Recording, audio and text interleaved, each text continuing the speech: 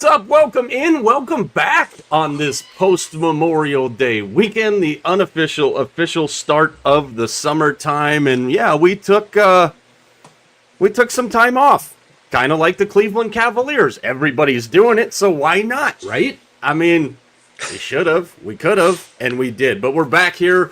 Goes tonight, tomorrow, and on Wednesday. Can't wait to bring those to you. We've got TJ in tow here in just a little bit. As always, follow us on all of our social channels at Mike Arana Show everywhere but Snapchat, because we're not 12 and Snapchat sucks. Sign up for our newsletter, MikeAranaShow.com/links. Comes out every Tuesday. Usually there's some betting nuggets. Didn't really love anything of extreme value today, so we didn't put any betting nuggets in there, but it'll keep you up to date as to what's going on the show. Tonight on the program, Headline Fire, of course, because we've got a lot to talk about. Little NBA roundtable. We've got some NHL talk. We'll keep you up to date as to what's going on in Las Vegas tonight, as well as Oklahoma City. And it is a Tuesday. That means we're going around the diamond. And as we always like to say, adopt, don't shop. But tonight we're going to do the baseball version of it. Vegas, Mac, my friend. I actually missed you guys for the first time in a long time. How are you, buddy? I'm doing well. We missed you as well. Hope you had a good holiday, and hope your tacos went well. That's a different story for a different day. We created a new recipe. Mama took over the cooking. There was a little bit of a miscommunication on when everybody wanted to eat, so she took it on her. Shout out to Mama. And it turned into like a taco lasagna thing.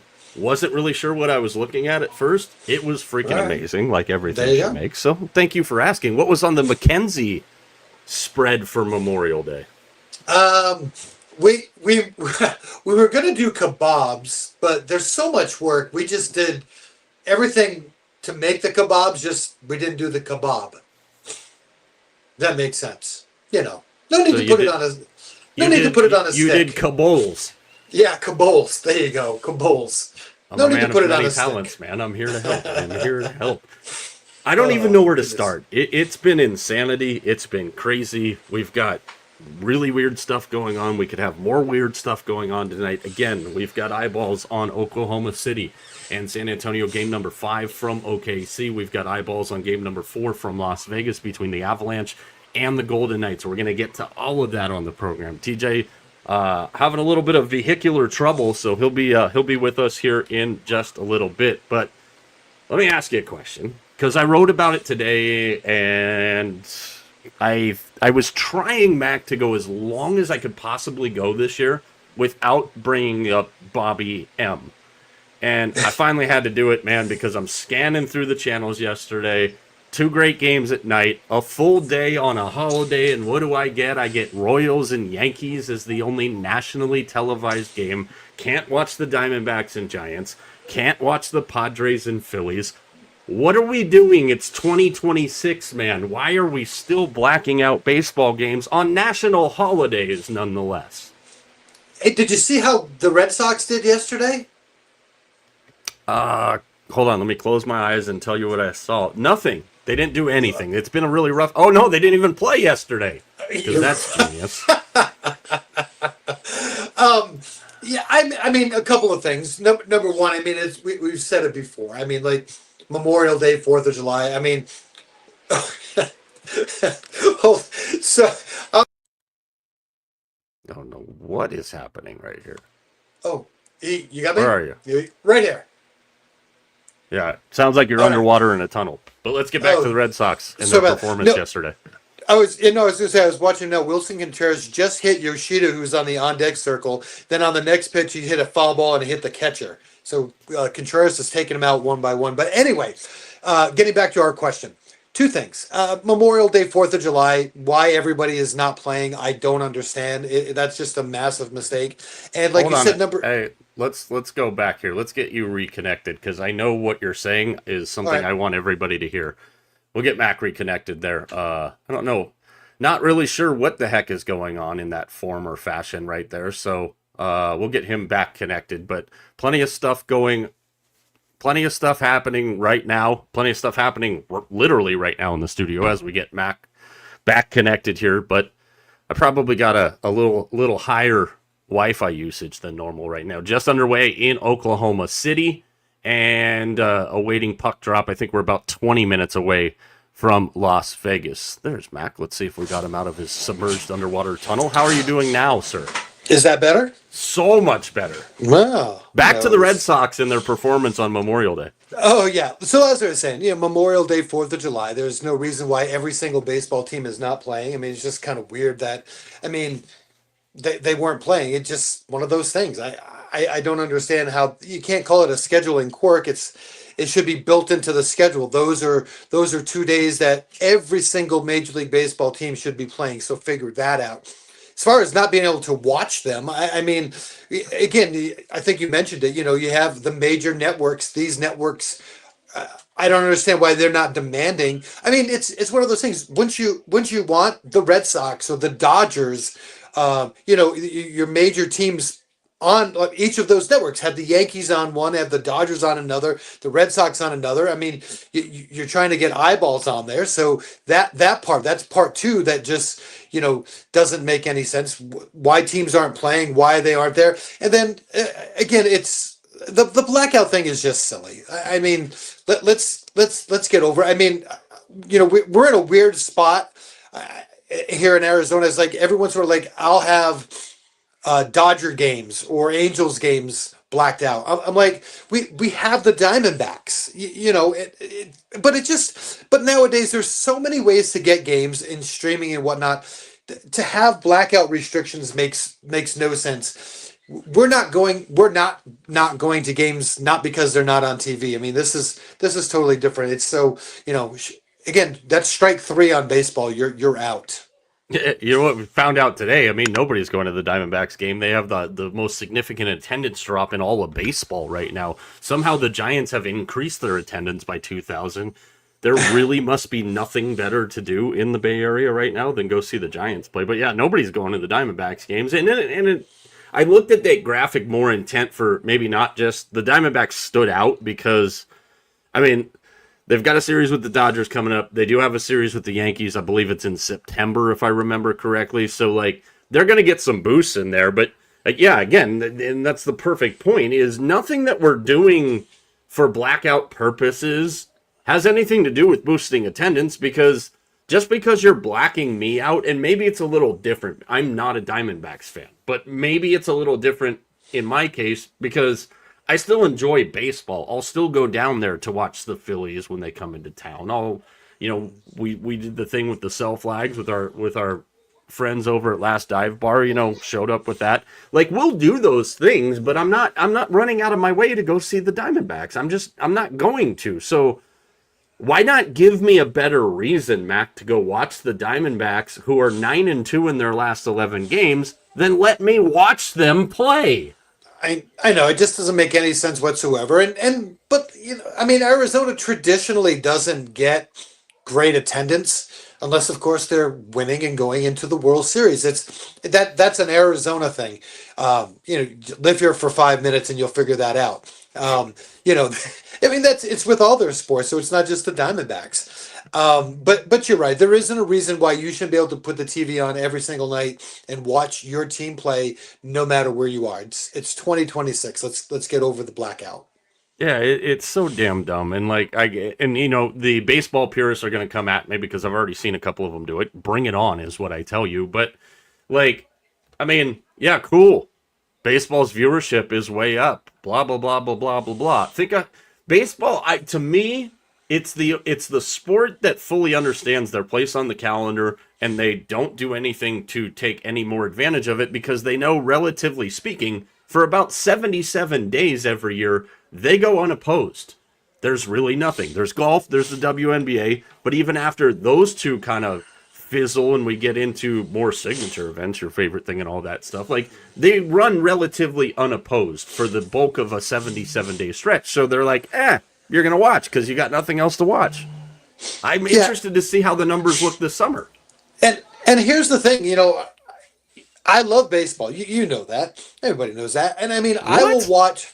Yeah, I will watch any. Well, here's the thing. I don't really watch a lot of baseball. I listen to a lot of baseball. I very rarely. I mean, I'll watch games like they'll be on. It's on, but for the most part, I listen to baseball games. I have more fun listening because like I said, in the summertime, you're out, you're doing stuff. If I'm going for a walk, I'm listening to games. So my viewership is probably like 90% listening to games and 10% actually watching games. Yeah, and I'm like I said, I'm really interested to see how the summer goes, and again, we don't give a damn about ratings on this show because they don't pay our bills, but I'm interested to see what that story tells us. Let's get into, of course, what we get into at the start of the show. It's time for a little headline fire, and we'll stay with baseball, Mac. And last night, the Houston Astros, clang, clang, clang off a trash can, had a combined no-hitter. And when I heard it last night, because I obviously wasn't watching the game because I'd rather stab my eyeballs out than watch the American League West play baseball right now, so I wasn't watching the game. And I heard, and I just had the most ho-hum reaction to it, Matt. Do you feel the same way about a combined no-hitter that you do about a one-pitcher no-hitter? They're both cool. I mean, if you're gonna go to a game and you get to see a no hitter, whether it's a combined no hitter or a single person, I don't think that matters. A no hitter is kind of cool because you don't see a lot of them. But there is a definite difference in them when you have obviously one pitcher going the distance and getting that done versus 3 or 4 guys doing it. I mean, it is what it is. It's a no hitter. We'll give props there, but it is not the same as a one pitcher going through the entire lineup and getting it done. There's a little bit of a shine off of that. I always thought it would be interesting if in one of like the last games of the year, like to try to throw a no-hitter, like throw a different pitcher out there every inning, and see if you could like actually manufacture a no-hitter. It's harder than you think. Obviously we're still talking about professional hitters. It's a great accomplishment, but there is, I feel, a definite difference between the two. Tatsuya Imai, Stephen Okert, and a limber Santa Claus combined on the no-hitter last night. So the 3 pitchers in that Rangers offense, Mac, continues to just be downright dreadful. They've got guys whose batting averages aren't my weight. And I'm not talking about a couple years ago my weight where I was pushing 3 bills, a biscuit shy of it, if you will. I'm talking about like we're down in the 220s. Some guys, 220 would be like a miracle if they got there. We're going to talk about disappointing teams later in the show. This has to be one of them. I mean, the Rangers. I love their pitching staff. Young guns, good arms, veteran arms in there. Just from an offensive standpoint, they haven't been able to get it going, and that's. I think there's a lot of that. We talked about this at the beginning of the year. We said all WBC stuff, and spring training was kind of wonky for some of that, and we still see a lot of those WBC guys not having really good years. And for some reason, we haven't quite seen the offenses kind of kick it up a little bit, and I can't really point even to weather. I mean, it's been a little bit cold and rainy on the East and Midwest and East the last week or so, but we really haven't had like those cold days that we normally see. The weather's been kind of good for what maybe it is pitching. Maybe just the pitch. We're in that cycle where Major League Baseball pitching is dominating Major League hitting right now because the offenses haven't really kicked it in yet. Yeah, no, it's exactly it, and we're at that, and we're going to talk about this towards the end of the show here. We're at that unofficial. We're a third of the way through the official, as we like to call it, start of baseball season, which is Memorial Day. Games in action tonight of note. Pittsburgh is absolutely blasting the Cubs 10-1 in the top of the eighth. You've got Cincinnati up 6-0 on the Mets. Yankees up 9-1 on the Royals. Rangers now returning the favor to the Astros, who are being no-hit tonight. You're welcome, Texas Rangers fans. Through 3 innings, but they're up 8-0 already in the third inning of that game. Then we've got Phillies, Padres, Mariners, and Athletics, Diamondbacks, Giants, Rockies, and Dodgers later this evening. Fire away, my friend. What do you got for me? I was going to say, what's going on with the Cubbies? Man, oh man, they are up and down as could be. All right. I read something today that they have not won in this lunar moon cycle yet. So I think they're just looking at the sky and waiting for the moon to change. I'm not an expert. I do play a scientist on television sometimes. Take that for whatever you will. All right. Hey, let's. We haven't talked a lot of football, so I actually have a couple of football questions. I'll start with this one. Oklahoma State. 105 guys on their roster. They've retooled their roster. They have 85 new players, 60 from the portal. Eric Morris, the new coach here from North Texas. Is Oklahoma State going to be this year's version of Texas Tech, a portal power? I really like Eric Morris, and I think Oklahoma State, and clearly Mike Gundy proved this, I think Oklahoma State is one of those places that you can be successful over the long haul, and I'm sure they're hoping that Eric Morris is the first guy. Oklahoma State has never been shy of financial commitments. So my question would be, what the hell were we waiting for here? Not, okay, maybe can they be Texas Tech? Because Texas Tech, and we know that whole stretch and everything that Cody Campbell's been about for Texas Tech. Very interesting series Texas Tech just had in the women's college super regionals against Florida. A little bit of off-the-field drama fireworks there. I would say I think they can be, but in the first year of a new coach, the roster turnover is not surprising to me, especially in the NIL era. And I've got to see Oklahoma State remember how to play good football again, because it has been a couple years. I do think Eric Morris will get them there, but I don't know if I'd go as far as calling them the Texas Tech of last year yet. Texas Tech was working on that for a couple years, and you saw it obviously hit fruition last year. It's crazy to me, and I mean, in Oklahoma State is far from teams that are doing this, but man, imagine being sent off for a couple of years to a different place, and you come back to earth, and you look at the landscape of college sports, how much it's just completely changed in a couple of years. I mean, who would have thought basically a complete roster overhaul? Interesting story that if you read it on ESPN about just the whole process of how Oklahoma State went from the time that Morris was given the job, how he had to send his coaches to get things done. Again, you want to talk about, that would be, we talked about this the other day. You want to talk about a Netflix documentary, sports documentary that I would love to see. That would be it. Follow a coaching staff as they transfer from one school to another, and the process that they have to go to. I would watch it. To me, that is intriguing as all get out. I agree with you there, because John Summerall, the new head coach at the University of Florida, go Gators, he had some comments today talking about working the 2 jobs between Tulane and Florida last year, and he basically said it was dumb as bleep and I would never do it again. And they asked him, they're like, hey, if you would have been forced to choose between one of the 2, what would you have done? And he said, this is no offense to anybody, but we had a chance to play for a championship, and that would have been the decision I would have made. So, like, I do think that would be fascinating to see. I like, because I'm a nerd like this, I like seeing the process that goes into building these teams over a whole from the coach's standpoint and from the front office standpoint, so you have a better idea of just exactly what's actually happening there. I think that would be fascinating. I'll tell you this, cool. Though. Speaking of money and speaking of college athletics, Albies, I need the ball over the fence Not right to Marcelo Meyer. Please, thank you, if you get another at bat.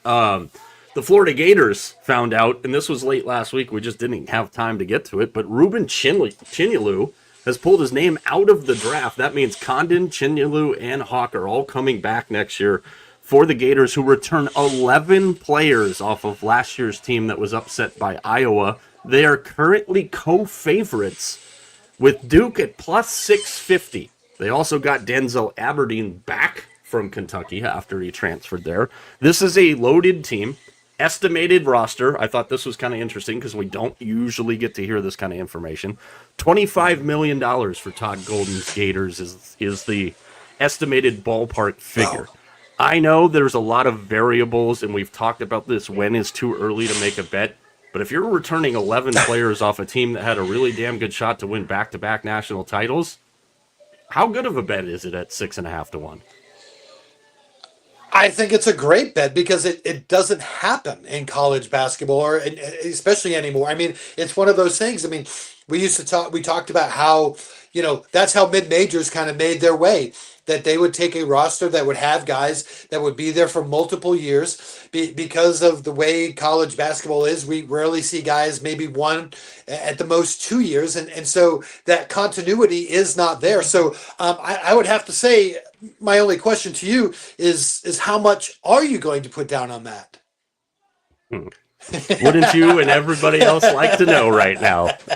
I told you, I've had a really bad month. I actually, we took our time off like we did, which was very weird because we've never done that. I definitely feel way more recharged, and we got to spend some family time. Everybody did, and that's always the important thing, and we'll do it again around 4th of July. That being said, I also kind of took a betting weekend off because it's not been my worst month as far as profit loss stuff. It's just been a lot of bad luck. It's been a lot of weird luck. So I kind of backed off the whole betting side of things this weekend.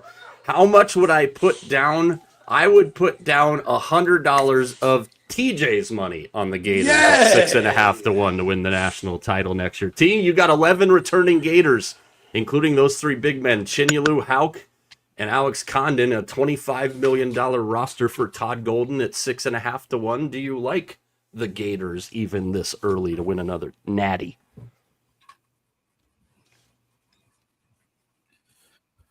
To quote Todd Golden's predecessor, scared money don't make money. Yes, I'm in. I really like the position that Florida's in right now. Are you going to give me Billy Napier PTSD? Hi, welcome. How was your break? Yeah.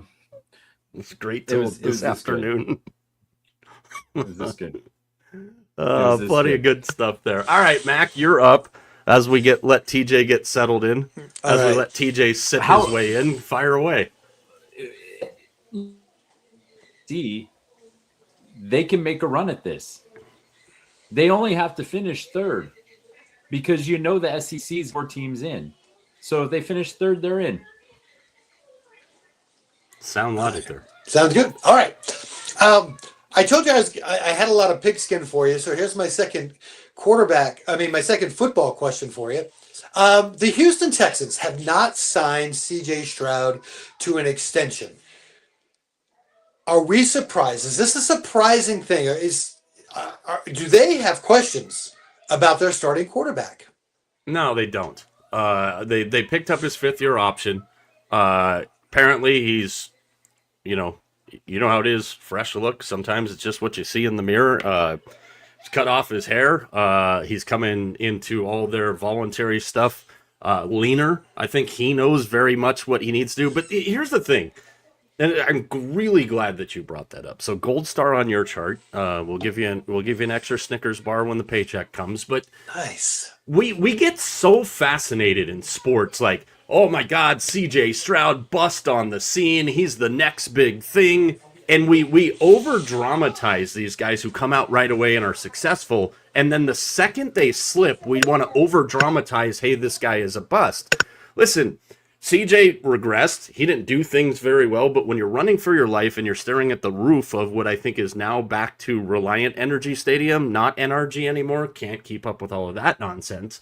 when you're staring at the roof for half of your football games when you're playing at home, that's a really tough thing to get over. So I think the Texans are a very well-run organization between D'Amico Ryans and Nick Caserio and how they do things and picking up the option. I don't think CJ is going to want to leave that, and I don't think they're going to let CJ leave that. So I that's the key there, as we know, guys, with those fifth-year options and the first-round draft picks as opposed to second-round draft picks. I think they're in the right spot. I think it's enough motivation for everybody to get a deal done because I think CJ Stroud is more of what we saw his first year than definitely what we saw after that. It's just one of those things, you just wonder because we're in that day and age of sign them before you lose them kind of a thing, and not that I'm saying he's going to lose, but I mean, that's the reason that I brought it up. It's kind of, in all the sports, it's kind of try to sign and extend your young guys while you have the opportunity to do it. So that's why I brought that up.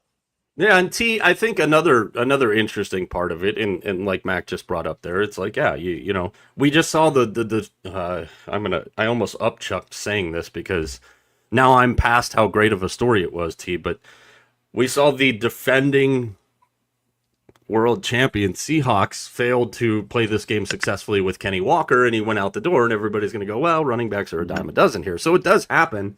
I wouldn't be worried if I were the Texans or CJ Stroud.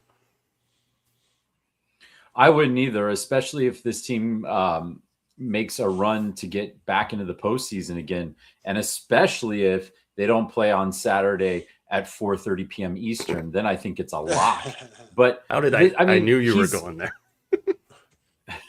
But this team has a lot of positive energy right now with the signings they made over the offseason. It's obvious that D'Amico Ryans is the right guy in charge here. You have offensive weapons. Yeah, I don't see why I think this is just a formality. I'm thinking by the time the season gets going, he'll be back in for the long haul.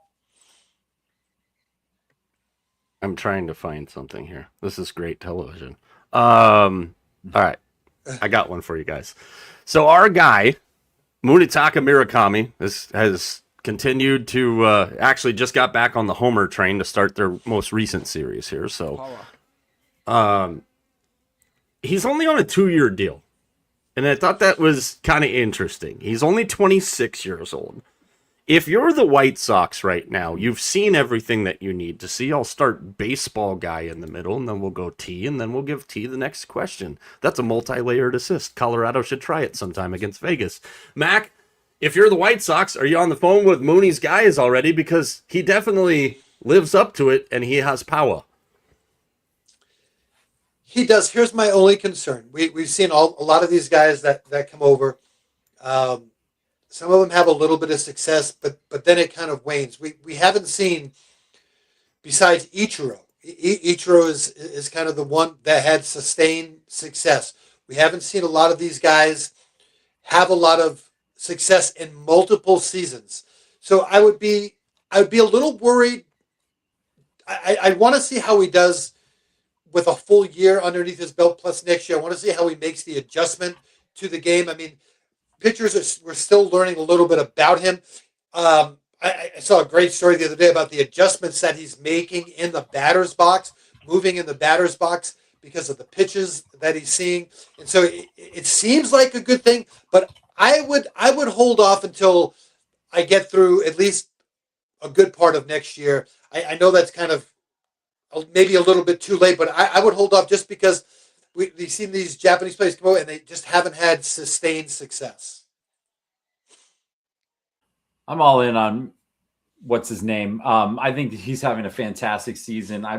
Give him whatever he wants. I like what the White Sox are doing, man. Because I honestly thought that they weren't really a player for this guy, and all of a sudden they get him and he's producing. It's like Luis Robert, who he's an afterthought at this point, but I really like the team that the White Sox are assembling right now. I don't think they're going to win anything this year, but this is a step forward for a team that was the dregs of the American League for the last couple of years. Yeah, and a little bit later in the show, like I said off the top, adopt, don't shop. We've got an interesting baseball predicament between the three of us with our booty, more booty, and greater booty teams, for lack of more descriptive adjectives there. T, fire away, buddy. All right, what is your guys' take on mini dinosaurs on the pitcher's mound, a la one Angel Cervantes of your UCLA Bruins, who puts his little dinosaur Jerry at the back of the mound every time he pitches? Now, I'm not sure that Jerry's having a huge impact on the game. I'm hoping that he, stays out of the way of grounders up the middle there. That could really cause a headache for him. But what is your take on? I mean, what's next? Are we going to have Jobu sitting out there on the pitcher's mound when Ed Harris is up there throwing BBs? I mean, what is your take on paraphernalia on the pitcher's mound? They're shitty. Hots for bats. Good for Angel. We talk about it all the time, guys. We were just talking about this at the end of last week when we were all together. If it works, man, keep friggin' doing it. Like, if that's your jam, I mean, I would ask, what is said Dino's name here? His name is Jerry. Does Jerry have an NIL deal yet, would be my next question. I mean, we saw a manager for McNeese State and their pile of garbage coach Will Wade get his own NIL deal. So, I mean, if Jerry gets... What do you give a dinosaur in an NIL deal? Mac, you're the scientist on the show. Like, how do you handle that? It's like a dog. Give him a bone, I guess. I don't know. You're not supposed to feed grapes to your dinosaurs, Mackenzie. Right, I know.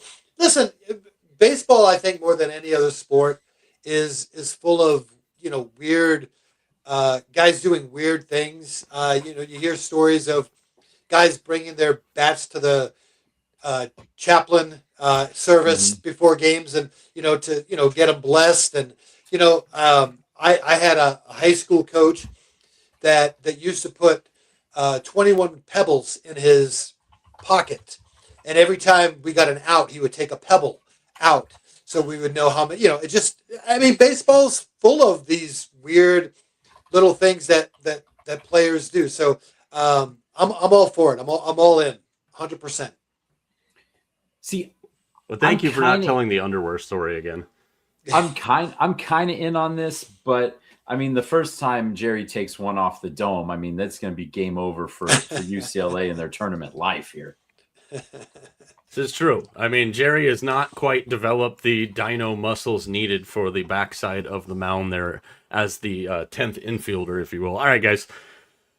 Evgeny Malkin signed a 1-year, $5.5 million deal to return to the only place he's ever known as a home in the NHL, projecting about $37 million in cap space, depending on some of the decisions that are made. Malkin was days away from maybe testing the waters here. He decided not to. I'll start with Mac, and then we'll go T here. The Penguins are doing it, aren't they? I guess, yeah. I mean, but I mean, what did you get what have you gotten in the last couple of years? And I'll give you success. You made it into the playoffs this year. All right, congratulations. I mean,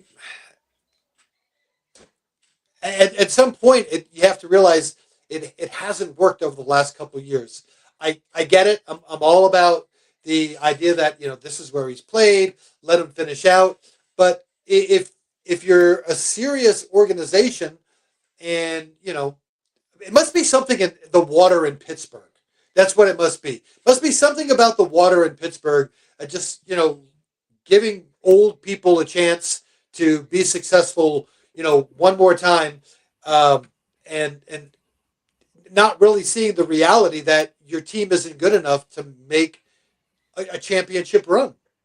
See, two things here. Number one, I know we're going to absolutely have to get a water report from Vegas Mac when he goes to see his Steelers play. Yes, so you will. We're going to have to remember that. Number two, I agree with Mac here, and this has been a drum you have been banging, TJ, for a couple of years now on what are we doing with this old roster in Pittsburgh. So yeah, I mean, it's like you keep bringing the band back together, and this band only has so many songs left to play. But on the other side, Evgeny Malkin was a point per game player this year. He had 61 points in 56 games. He had 50 points last year or the year before, 67 before that. I mean, the guy is still producing and he's going into his age 40 season. So if he's going to go for a team friendly, and 5.5 Schmil is a team friendly deal at this point, I say go for it. It's low risk for the Penguins. They're going to make more adds to this roster. They've got a couple of really, really good players in their lineup right now with Kindle and I forget the other guy off the top of my head. But the other thing is their prospect pool at Wilkes-Barre is freaking good. And this Penguins team, they just need probably one more year to shepherd those players from the AHL up to the big club. This team may still be a thorn in the side of the Metro for years to come. I think the night at the Fortress on skates, almost just had a heart attack. It is banging in Vegas right now. I don't know when they got the shots of the strip they were using before the game, but there wasn't a damn car rolling past New York there. That game getting ready to start 29-29 as we've started the second quarter in OKC with the Spurs and the Thunder in the now what's a best of 3 series that we're going to talk about in just a little bit. Mac, I'll give you one. I'll ask the final one, and then we'll put more effort in than the Cavs did in talking about what happened between the Knicks and the Cavs. All right. So I've got a couple of scenarios. Let's play out a couple of the scenarios here. Buckle up, T. We're in for it now. And I want you to tell me, I guess, if one of these, which one is worse? Are they both garbage? Are they both okay? How do you feel with them? Here's scenario number one. There are colleges that are giving major NIL deals to players that are not even taking classes on campus. They're just taking online classes and then participating in sports. So that's part number one. Your thought. Let's get thoughts about that. The second part to that is we always talk about the drop down. How is this affecting how is it affecting high school? And we're starting to see a rash of 8th grade students, athletes, purposely being held back because they want to reposition themselves as they go to high school and college to get bigger, stronger, faster. They'll be a year behind. Thoughts on those two things? That's a lot. Number one, I am absolutely floored that college student athletes don't go to college.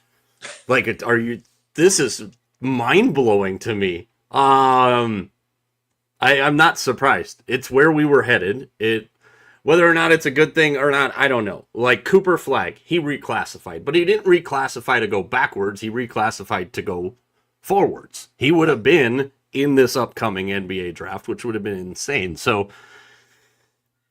I don't, it is what it is at this point. And do I like the concept of somebody holding back their kid in 8th grade to, prolong their or better position them for a college athletic career? To each his own, man. You're in your own house. You do your own thing, whatever jives for you and whatever works for you. And with what college athletes are being paid right now, what the minor league of every professional sport is paying their guys in college, good on these kids. If your athletic skill at 15 years old makes you a millionaire, that's generational wealth. I'm not ever going to hate on that. Is it a little ridiculous? Sure it is. But T, it's going to get way worse before it gets better. Oh yeah, it's my favorite thing to talk about. No, I haven't seen it, but I've heard of it in close to where I live because we have a very high profile, might as well be college the way they're probably getting paid allegedly, a high profile high school baseball program right up the street who had 4 players drafted in, I believe, the top 20 picks in last year's draft. I mean, it's a trickle down thing here. It's the kids and it's the parents driving this boat here. And the parents see this as a payday to validate all the work that their kid and them have put in over the last 8 or 9 or 10 years or whatever it is. It's an absolute joke. Like, and we should have, well, some people saw it coming, but the problem is nobody wanted to do anything about it. And they thought this was an issue that was economics and free market. But it's really just a false market. This is bad news, dude. If this keeps up, then you might as well take college athletics and high school athletics and roll them up in a ball and throw them out the window. Okay, well, let me take Mac's question and form it into another question here, since we can all kind of speak on this from a coaching standpoint and from like just a parenting standpoint. One of your kids has a chance to get the bag. Is it such a bad idea at that point if it's your kid? I mean, Mac, you have a lot of opportunities here for a lot of money, so I mean, I don't know. I guess I'm kind of, I don't even know if it's old school anymore. I don't know what you call it. I just don't sit. Yeah, I'm just old. I mean, I don't get it. Like, if you're not good enough now, I mean, then what makes you think, I mean, you're going to be good enough in another year just staying behind?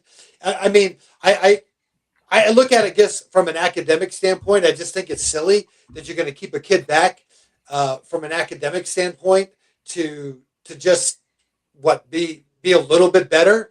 I don't understand it. To me, it makes no sense whatsoever at all. I can tell you for a fact that these schools are athletics first and academics second when it comes to this stuff. I mean, it straight up is. It's some of the nonsense that I've seen already, even to juniors and seniors, is a freaking joke. I don't see, from a realistic standpoint, I don't see how you could keep a kid back. I mean, what are you talking about? You're going to have 16-year-olds playing with 13-year-olds and prove how badass they are? I mean, all that does is make you look stupid. And here's the funny part. You know, we're both in education. It's hard to keep a kid back anyway, like on a regular basis. Like, schools don't hold kids back anymore. Nope. I mean, I mean, there's kids that, I mean, I've seen it, like, can flunk the entire year and the school will still move them on to the next grade. So to me, this is just totally weird.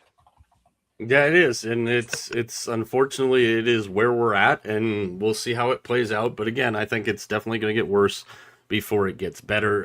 Let's move to the NBA, since we're about 5 minutes out from talking about the destruction of the Cleveland Cavaliers by the New York Knicks. But I got to be like everybody else right now, and why would we not talk about the Lakers right now? Because they just made their first big move of the offseason, gentlemen. They hired Rohan Ramadas, or Ramadas. I don't really care what his last name is. I'm just going to laugh at this.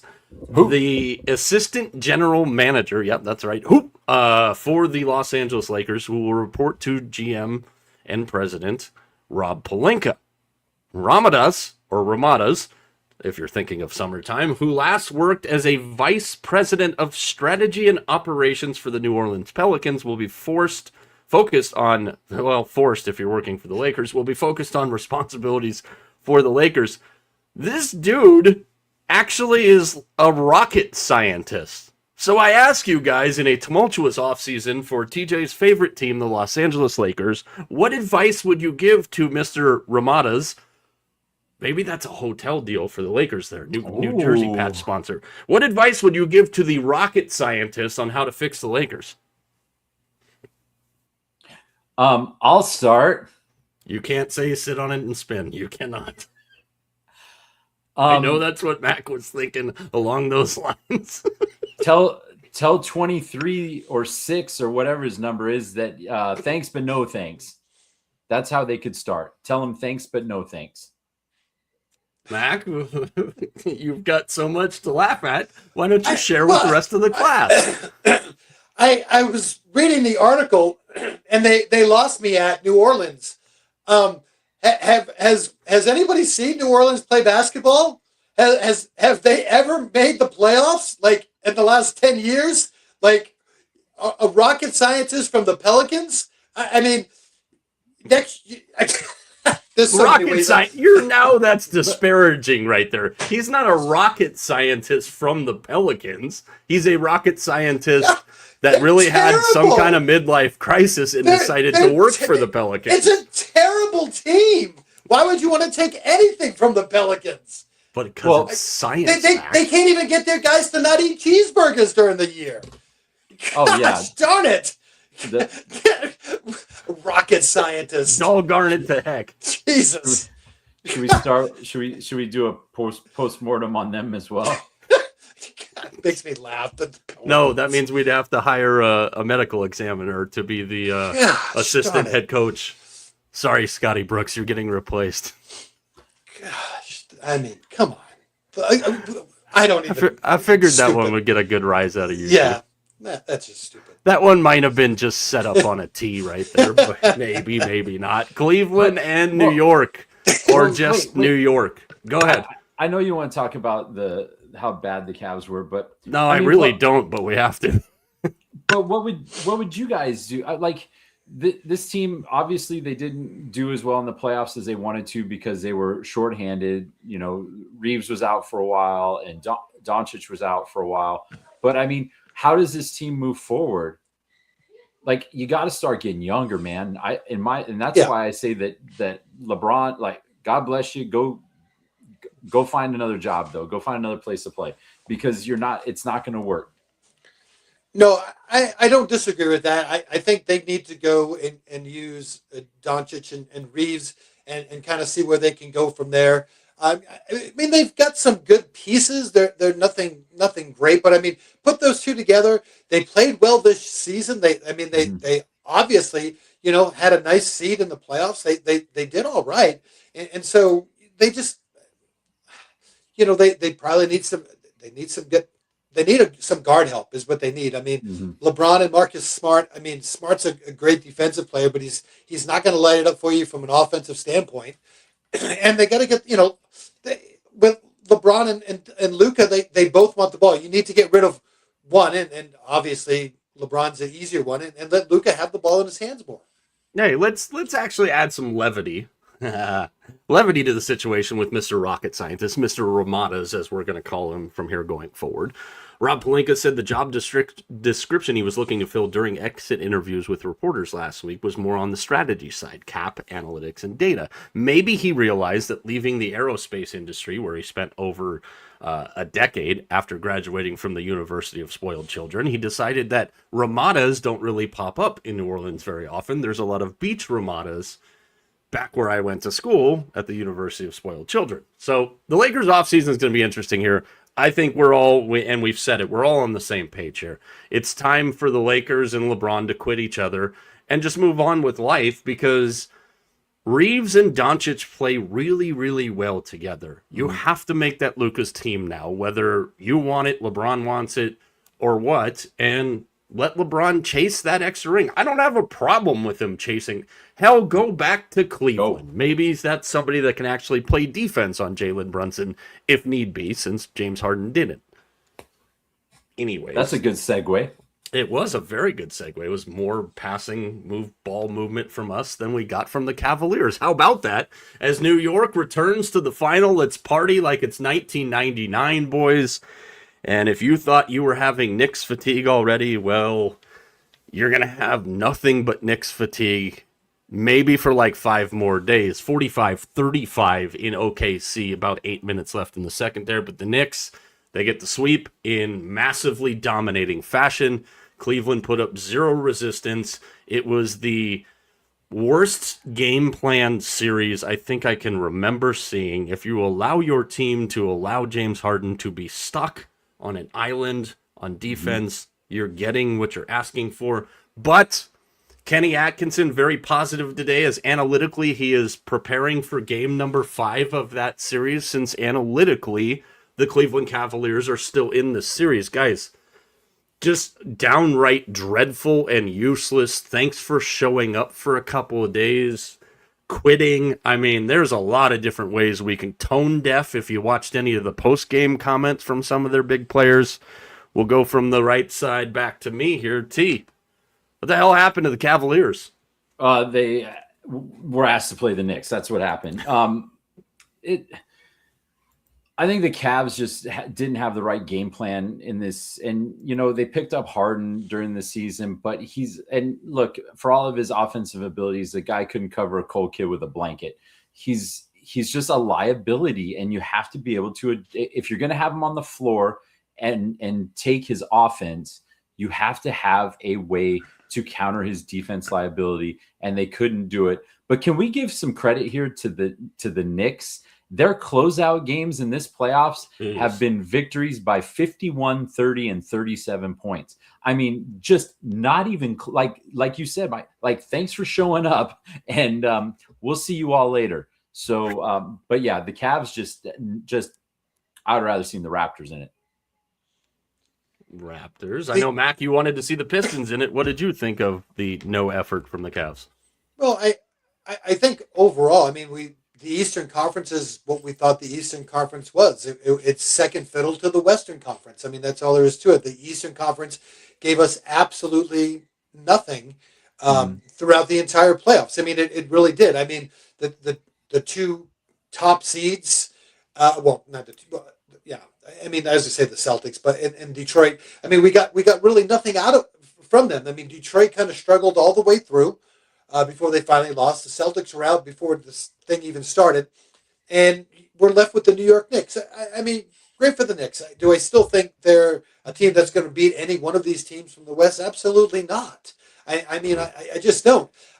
But as far as Cleveland goes, I mean, could we at least have some... It's even funny, like the first game that they were winning by 20 points felt like a blowout. It just... They just... For an NBA team to not ever, and I think you hit it right, Mike, not adjust from one game to another. Mm-hmm. I mean, it's that was absolutely terrible, and it just that just basically wraps up the entire Eastern Conference playoffs for me. It was garbage. Yeah, no, I think that's a good point. Obviously, we're going to stay on this here for a second, but an update from the Fortress in Sin City's second straight game, fifth of the playoffs, for Mr. LTIR, as the Knights are up 1-0 5 minutes into the first period there. And, I this is really pissing me off, guys, and I guess I'm not going to wait any longer. This was the scene last night from Cleveland as the Knicks advanced to the NBA Finals for the first time since 1999. I get it. I totally get it. Long-suffering sports fans of New York that have been through the doldrums of all... For the Knicks, they've actually done it. So, two things. Number one, I get this, but I have a problem with this. The guy on the right is 60 years old. The guy on the left was months old the last time the Knicks went to the finals. Can we stop acting like Tiffany Chalamet is just this long, beat down, suffering Knicks fan? You know what I want to see, guys? I want to see Pete, whose family is third generation street meat vendors, who lives in Hell's Kitchen in the same house that his family's had for 3 years. I want to see him in tears that the Knicks are going back to the finals. Not how much vodka that whatever Jenner girl Chalamet is with has in her purse, because even alcohol at games has gotten way too expensive for celebrities. I do not need to see that 24/7 during the finals, leading up to the finals. I don't care. Spike Lee, been a long time Knicks fan. Ben Stiller, yes. And I'm not knocking Chalamet for being a Knicks fan here, but my God, can you show me actual New Yorkers that are like, hey man, I'm a Giants fan. I'm a Mets fan. I'm a Rangers fan. It's been a really bad couple of years for me. Those are the people I want to see. Pete, the street meat guy from Hell's Kitchen, show me those people and show me more of this kind of stuff. That's how I'm going to ride this Knicks run here. Guys, we talked about my Matthew Stafford thing at the beginning of the year and claiming him to be MVP. There we go. There's another Danhausen. The Nickhausens are in the finals. I'm kicking myself today. And Mac, you just talked about what was going on, as I think I might have just figured out why you sounded like you were in a tunnel at the beginning of the show. Great job, Mike. We're only 54 minutes into the thing. I bet the Warriors and the Knicks to win their respective conferences. Go ahead and make fun of me now. Everybody else has. But I made a vital mistake here. I put them both on the same ticket, and I'm really questioning why, because I still would have made a profit separating them, even at $25 here. Should I be mad at myself, Mac? And what else do you have about what's going on? Do you have any comments on Pete, the street meat guy from Hell's Kitchen? No, but I mean, you're never going to see those guys because I mean, Why not? because the tickets to get into Madison Square Garden are, we talked about it, you just are outrageous, and now even more so, so now all those quote unquote stars, if you will, are going to show up. All of a sudden, you're going to find out all these fans are going to be all these New York Knicks celebrity fans are going to start showing up, to these games because they all want a piece of the prize. It's just kind of the way. I mean, now you know how it feels. I mean, I've dealt with this my whole life. I mean, I was away. Hours away from New York City. Love going to New York City, one of the best cities to go to. But from a sports fandom, I still have it out with a lot of friends that are just they just see it differently. It's whatever. Fantastic tease for Ticket Tuesday coming up a little bit later as we'll get into a lot of this got stuff. it. T. I love the shots from the watch party they had at Radio City. That was super cool to see. But yeah, I've got no time for all these pretentious Knicks fans, but I have a lot of time for real true blue suffering fans who've been through all the garbage over the past 27 years. Like, give me all those dudes. It's the city of New York loves their Knicks. This city is going to be galvanized, has been galvanized by this playoff run, and it's pretty awesome to see all this stuff. If you get away from like the Chalamets and the Jenners and all those freaking dorks, even though Chalamet is a member of the nation, like you said, get to those guys who work at freaking 83rd Street or freaking Ham and Eggers the entire day and just have enough money to maybe make it to one game. Give me all those guys, man. This is for them. They deserve it.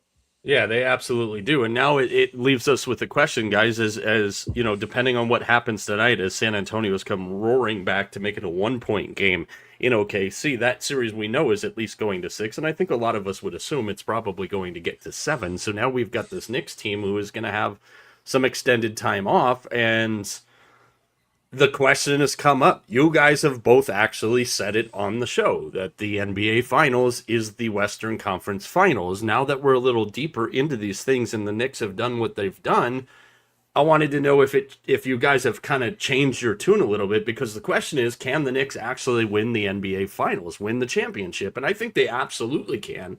If they continue to play the way that they're playing, they're going to be rested. And here's an underlying factor that I don't think a lot of people have even brought up in the 24 hours, because all we've seen is multiple shots of the Knicks celebrity fans partying here.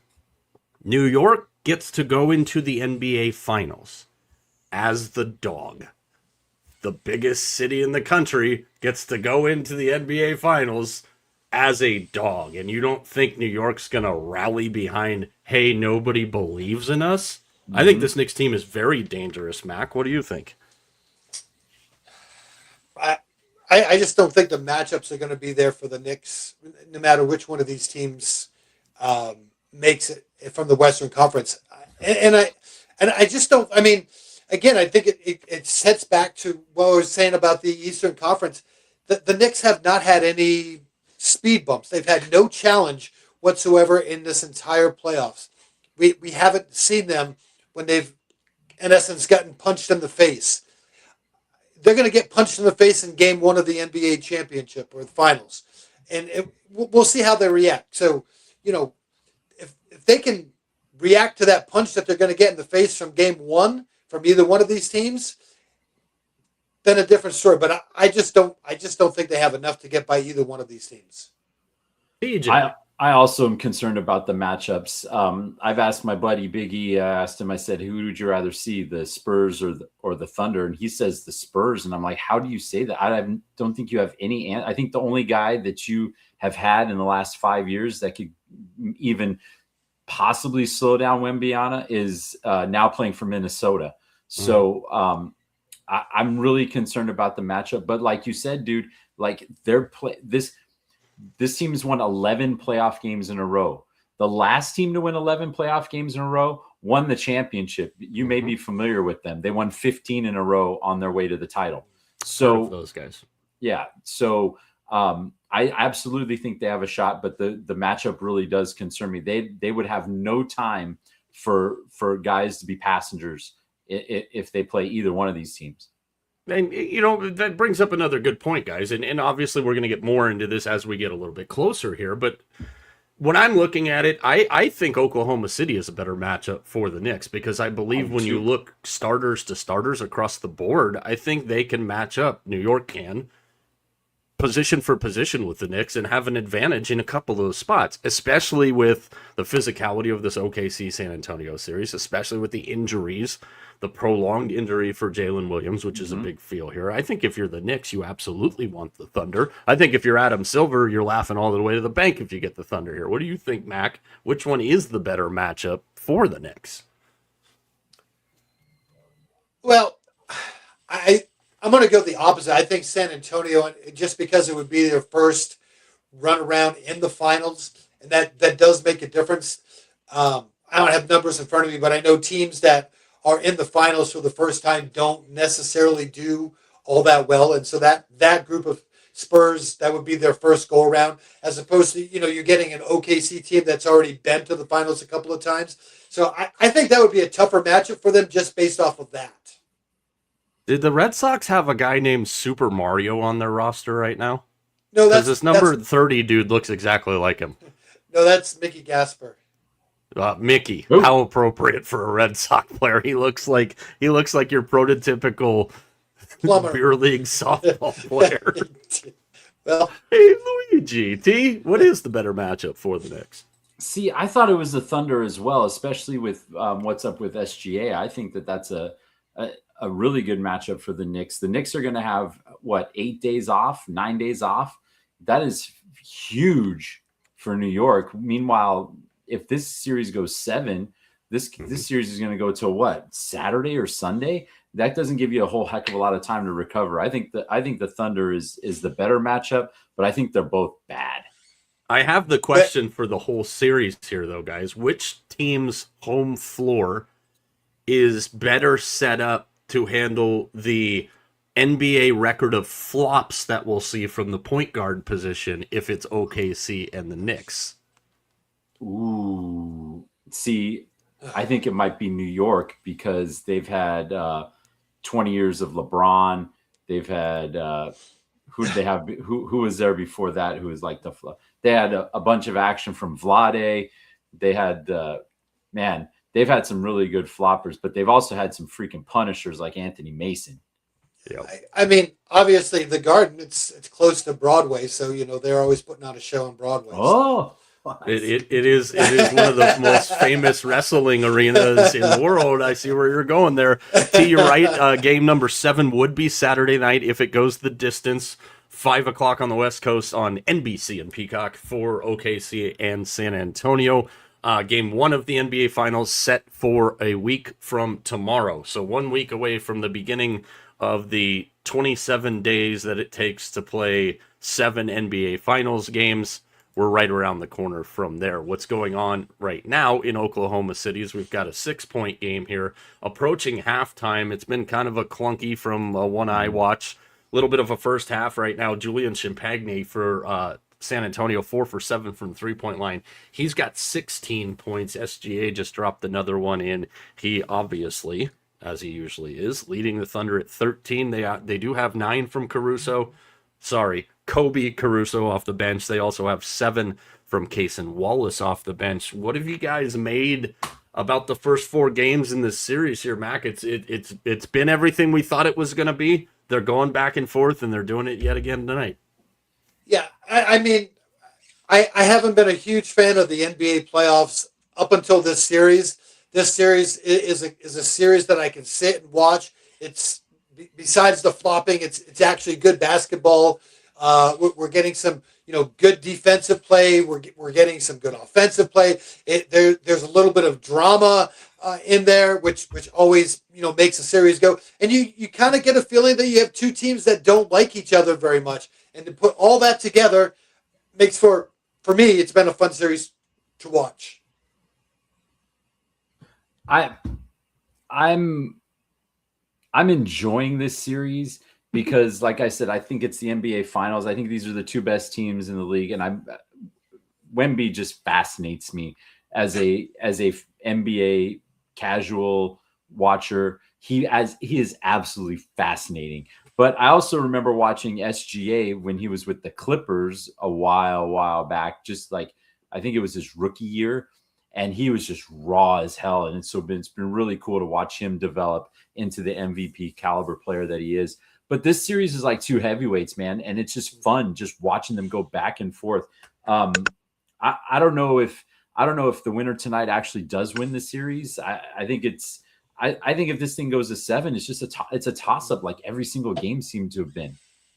Yeah, and we've definitely seen it. I mean, we knew going in that San Antonio was going to absolutely not fear Oklahoma City with their success this year. And every time that and we talked about this a lot, guys, leading to the postseason, was how would this young San Antonio team respond? Every time they've got punched in the chops, they've given one right back in this series. And I think I can, speak for you in this case, Mac. That's been exactly why it has been as good as it's been. Yeah, and that's what you want. And it's the antithesis of that. Easy for you to say. Yeah, I know. Of what we said with Cleveland. The Cavaliers made absolutely not one single adjustment through the entire 4 games, and here we're seeing coaches and teams making adjustments from game to game, from half to half, and that's what makes for good basketball. One more time as we transition to the ice, because I can't get enough of it right there. Poor Miz and his Cavaliers not even showing up. And as we found out today, it sounds like every indication from the Cavaliers is to re-sign James Harden to a long-term contract. Have fun with that one. Let's go to Carolina and Montreal, which now has a 2-1 lead for somebody's Carolina Hurricanes. I'm not enjoying this series at all. I think it sucked from every second of it because Montreal's down 2-1. Montreal's been using this theory, guys, this postseason of bounce forward, and it actually started last postseason. And Slavkovsky, easy for you to say, he is the antithesis of why this thing started. Oh, they've been able to do this all year. This is the first time now we're seeing them in a position in the postseason where they've lost consecutive games in this series. So, is it, and maybe this is where we need to go. Give me your thoughts, guys, on what needs to change for the Habs to get back into this one, because I don't think really much. They just need to bounce forward, and that's been their mentality, and I fully expect to see it in what will be a rocking Bell Center tomorrow night.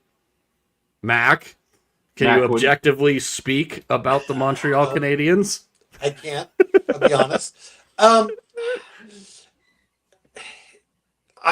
To me, Montreal plays a lot of man-to-man defense, and I think they've given Carolina a lot of opportunities because of that man-to-man defense.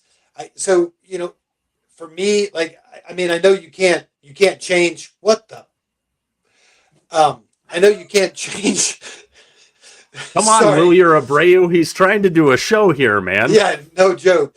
I know you can't change that right now, but I mean, I guess from an offensive standpoint, they've got to find a way to generate more offense. I know it's easier said than done, but I just can't believe you're going to win a conference championship by single-digit shots on goal. But do they? I mean, like every game that they've won, I think, has gone under the total. They're winning games 3-2, which is exactly what they need to do, which is the way that they're built. I mean, Montreal would bring the ball. Holy smokes. Montreal would bring the puck up ice, and there would be a Carolina defender on them within a half a second. And I'm watching, and I'm just like, holy smokes, Montreal cannot get passes. They can't even pass because of the pressure. And then ultimately, if they break the pressure, they have a really good opportunity. But can they break the pressure consistently? And they haven't been able to do it consistently. They did it in game one, but I'm starting to believe that game one was just an absolute anomaly because of all the rest. Like, I think the last two games we've seen Carolina as who they are. Montreal has 47 shots in this series. 22 of them were in the first game. They have 10 goals on 47 shots. So, I mean, you can look at that and go, I knew that, oh. But when you said that out loud, dude, that's just like, woof. Well, I mean, you can look at it and go, oh, Freddie Anderson's only shooting at 770-something%. You're like, that, he's not very good. Bro, he doesn't have to face anything. Right. Like, he's not. Wake him up. Like, my buddy who's on our fantasy hockey chat is a big Habs fan. He goes, dude, it'd be nice if Anderson had to make more than 10 saves a game. He made 10 saves last night and they won the game. And that's part of the issue. And with that, it's like, he doesn't have a chance to get into a rhythm. Goalies need to get into a rhythm. And he just doesn't have a chance to get into a rhythm because there's not enough quality shots that are being put on him. But here's the one thing I'll say about this. If I'm Montreal, I would still be worried because Carolina, their top line is still not producing. Aho and Jarvis aren't doing anything. These guys still haven't put the puck in the net. I continue to wait and see if Carolina's going to continue to win these games and win these series without these guys. If they ever start to break through and start to actually get something from basically lines 1 or 2, Carolina's going to win the whole thing because right now they've won what they have so far based off of the production from their third and fourth lines. Yeah, it is. It's been completely mind-blowing. And you go through like what happened last night, and you're going to talk about just a great game because it was 3-2 in overtime, obviously, but like a weird game. Your first star of the game last night was a guy who had no goals and no assists. And then you go through, like, from Montreal's standpoint, Hudson is only his third goal of the postseason. Matheson, only his second goal of the postseason. So I think it's scary to think of what happens when that A line for Carolina finally does break through. And I'm expecting fully in front of that crowd tomorrow night, T, to see that A line for Montreal come out like, bro, we're going to get that many shots in the first 10 minutes of this game. They have absolutely no choice. They have to. I mean, Max says that Anderson can't get into a rhythm, but he hasn't had to. I mean, it's like if you have to do your job every 3 minutes, then you're probably going to be pretty good at that job. Montreal has to force a tempo. I think they've done a decent job of getting up the ice. The problem is they just can't get anything going. Like if they're happen to get past the blue line, they got a guy in their face and they dump it behind the net, and then it's a turnover, and then it's going back the other way. But Montreal has to do something. I'm with you, Mac. If Aho and Svechnikov, if that line starts buzzing, this series, this playoff is probably over. And it's fortunate for Montreal that they have not been able to get it completely on track. You're getting guys like Eric Robinson and Mark Jankowski and Jordan Martinook playing huge roles in this offense. Jackson Blake has had a great playoff. You're getting guys like that who are picking up the slack. And we were talking like 2 series ago, we're talking about how Logan Stankoven could not miss the net, right? Well, Logan, who? Like he's been almost on the score sheet a non-factor, but it doesn't matter because of how deep Carolina is and the way that they play. Yeah, it's absolutely it. Tomorrow night, 5:00 on the West Coast from the Bell Center. Go ahead, man. I was going to say for Carolina, it's believe it or not, it's about defense. They're going to win these games because of the way that they play defense. Game 1, their defense completely let them down. Mm-hmm. But since then they've gotten back. But again, not surprised. I said like a week and a half that they were going to lose that first game. I mean, you just kind of knew it. But I think the last 2 games you've kind of seen the way Carolina. Mm-hmm. This is the way Carolina's played all year, and I've said it. they have not wavered. They have not wavered in the way that they have played. But I have a question for you guys. No, It's a that's serious, the answer. a serious dilemma question. So Should I and drop the so lights down, make it a serious yeah, mood? I mean, Okay. yeah, here we go.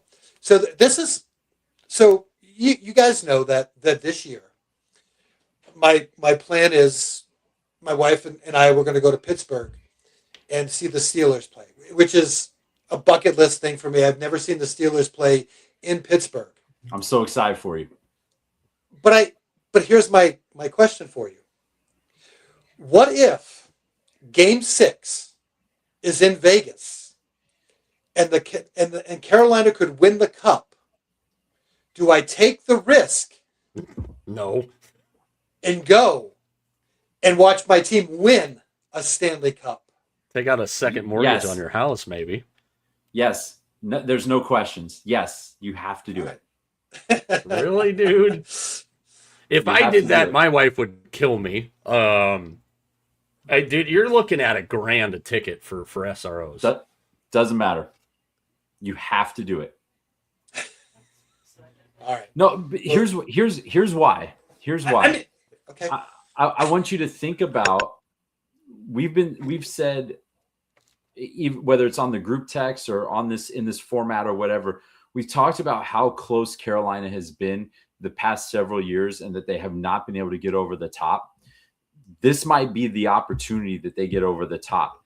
You have to assume that it will be the last opportunity that they get over the top because of what's going to happen in Florida over the summer with everybody getting healthy and the steps up that other teams are going to make. Like, this is only going to make if Montreal loses, this is only going to make them better in the long run. You Is have it to worth take the opportunity. sacrificing the ultimate bucket list trip? Because, Mac, what would it be to see the Canes win a Stanley Cup or see a Steelers game? You think you're in an awkward spot there? Right. I mean, my thinking is the Steelers might play again next year. But not with Aaron Rodgers. That's totally why you're going. No, that would be a reason why I wouldn't go. But I mean, like T said, like I may not get another opportunity in my lifetime to see Carolina win. And by the way, that would complete a personal grand slam for me. Oh, yay. All 4 major sports. So happy for you. Steelers, Celtics, Red Sox, Celtics. Oh man. Oh, right. Ooh, see, I think you got to do it, Rory McIlroy. You got to go. All right, so since we don't know officially if that's going to happen, but I'm going to assume that we're going to look at home game 3 in Las Vegas, which would be game 6 if they're playing Carolina. Your cheapest ticket in the building, which is row N in section 217, as we like to say on the show. Top. We take a picture and we say these seats suck. $1,075 is your cheapest ticket to get into home game 3, if necessary, which would be game 6 between the Knights and the Hurricanes. So I do have 1 or 2 people I know who have Knights season tickets. I might have to go down that avenue. I've been a Carolina Hurricanes fan for a year and a half. Can you hook me up on this childhood dream? That's not true. I know it's not. I know how you can do this, Mac. Okay. I know how you All can do this. I'm writing it down. For game 4, Don't fall over. you put $500 on Freddie Anderson under 20.5 saves, and you will automatically double your money. Got it. Follow us for more financial advice on this program. Follow us on all of our social channels at Mike Arana Show everywhere but Snapchat, because we're not 12 and Snapchat sucks. It's an interesting dilemma. So let's flip to why it's highly likely that you have that opportunity. What the hell is going on with the Avalanche, man? They're down 1-0. We're approaching the end of the first period.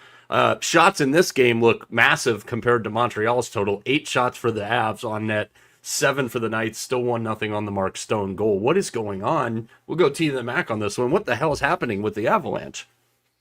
I got nothing, dude. I've got nothing. Neither do they.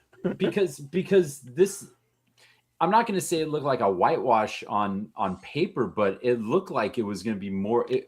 It should be a 2-1 series, is what I was expecting. 2-1 some direction. This has been an absolute just ass whooping by Vegas, just an ass whooping, and I don't think there's any other way to put it. When Colorado got up 3-0, I was very tempted to call my buddy and put money on Vegas to come back and win because I had no faith in the Avalanche, and they came through with flying colors. I don't think you can pin this on the McKinnon injury. I don't think you can pin this on anything like this. They're not getting good goaltending. They're just not. And Cale Makar can be out, and that's fine, but your goalie still has to make a stop. I'm kind of like that experiment, which worked for 90 some games, has completely gone out the window in the last 3. Yeah, and right now, Manson with the most common penalty that ever happens at a Vegas Knights home game, hooking. So the Knights will actually open the second period with about $1.30 left on the power play, Mac. Colorado, look no further than the team that's represented your conference the last couple of years in the Stanley Cup playoffs, right? I mean, the Western Conference has got to figure it out. You've got to figure out you can score all the goals you want, but if you don't have good goaltending, you're not going to win a championship. It's all there is to it. Look at the teams that have won the Stanley Cup. They have good goaltending. Good goaltending, not average goaltending. Good goaltending. Get a damn goaltender. Yeah, and that's the thing, T, and we all kind of talked about this. I know we posted a couple of videos about it at the beginning of the postseason, and you and I had this conversation, I think, a week ago on Lunchtime Live about how Colorado doesn't need great goaltending. They just need good goaltending, and they're not even getting that. The Cardiac Knights are never out of a game. They've proven that again. And here we are yet again, T, watching the President's Trophy claim another victim. I mean, it's like death, taxes, President's Trophy can't win the Stanley Cup. I mean, what it's almost turning into a regular thing here. And I'm honestly shocked. Like, I thought that Colorado would put up more of a fight here, and it seemed like when it got to 3-2 the day before, they were just done. They're like, check, please. And then McKinnon got hit when he was blocking the shot, and they sent him in only on power play, and they were just like, no, we'll see you on Tuesday, and I'll try our luck then. It's been a remarkable and very enthusiastic fall for the Colorado Avalanche so far. Yeah, and, again, we've got, I'm going to do this because I'm a child. We have Vegas on the PP after the hooking penalty in Las Vegas. Tell me you've never heard that phrase uttered together before as we start the second period here. But let me ask you guys this, and we'll go Mac and T on this one. Kind of similar to where everybody's at on the Knicks. Can they actually win this? Vegas has been in the exact same boat this entire postseason. Can Vegas actually win this thing? You mean the series or the cup? The cup. Well, they've already won the series. We're just playing out semantics at this point. Absolutely, they can. I mean, this is a team that is loaded with veterans up and down the line, and they've gotten better goaltending than we expected. So without a doubt, there's no matter who they get from the Eastern Conference. I don't think they'll be a favorite. I mean, they would be a favorite, I think, if Montreal wins that series, but they won't. Obviously, I think Carolina would be the favorite if they win the East. But, I mean, I would not be surprised if Vegas wins another cup. Mike, I think you texted this to me about the opportunity for Torts to get hired to coach 8 regular season games, the playoffs, win the cup, and then just bounce. Just be like, I got my ring. I'm going back to TNT or ESPN. I'm so invested in this right now. It's not even a joke. They absolutely have every chance. And I've made fun of them kind of, but not really, that they were an under 500 team the entire season. Mm-hmm. But you know what? They're getting hot at the right time. They're getting great goaltending. They're getting great contributions from guys up and down the lineup, from Skorofiev to Howden to Tomas Hurdle now is starting to join the party. Mark Stone seems like he scores every game that he plays. I mean, this is a legit team that has been in this position before and has tasted success. I have no doubt that they could win this cup.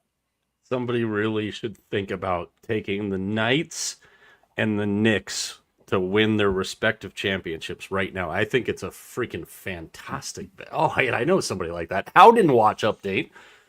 People are going, what is the Howden Watch? I can't totally tell you, but I will tell you that it is even money now with this game.